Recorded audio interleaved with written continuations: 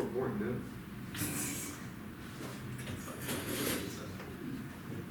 Alright.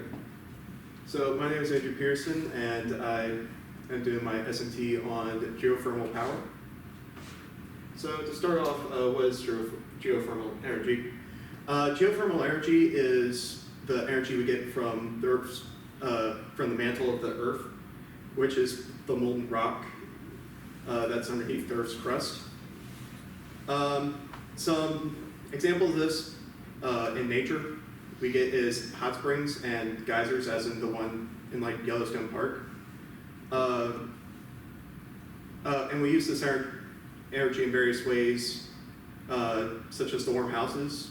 And the main thing we're going to use it, I'm going to explain it as a heat source for an engine.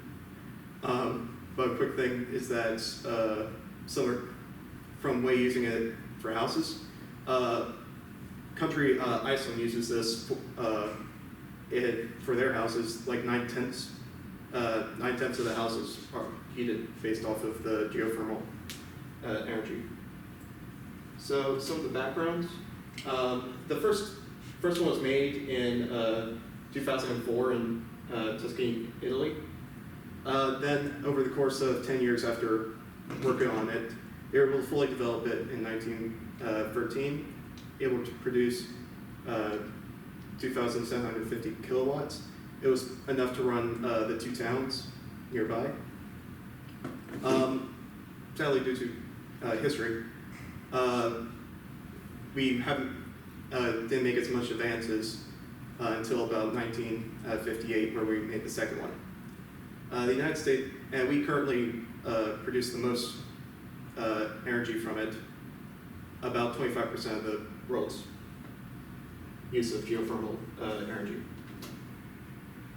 So there are three different types of power plants for geothermal energy. Dry steam plant, the flash cycle plant, and the binary cycle plants. Each one is for the different temperature cases in for the temperatures. The first one being the dry steam cycle is the most commonly used.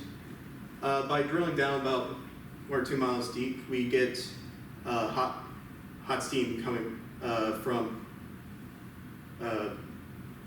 water below the ground. They pipe it up, goes through the generator turbine, condenses. Once we get the energy from it, condense it back down to water so we can flow it back down to be able to reuse it.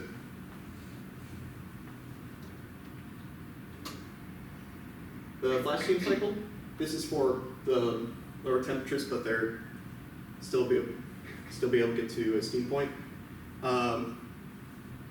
Water comes up, it goes to separate. The temperature does not decrease. I don't know how I put that.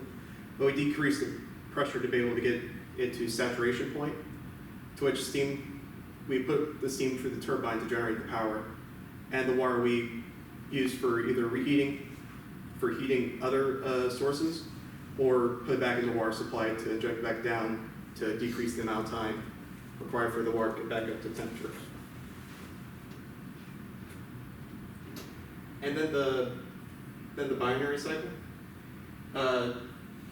This one is for those water temperatures that don't get up to 100 degrees, or the atmospheric pressure boiling point. We pump it up, put the heat exchanger where we use the secondary fluid. The ones that are described were butane and pentane. Ones that have a much lower boiling point than water, where it goes through the turbine, generates the power through that. Okay. Now, as of where we have these,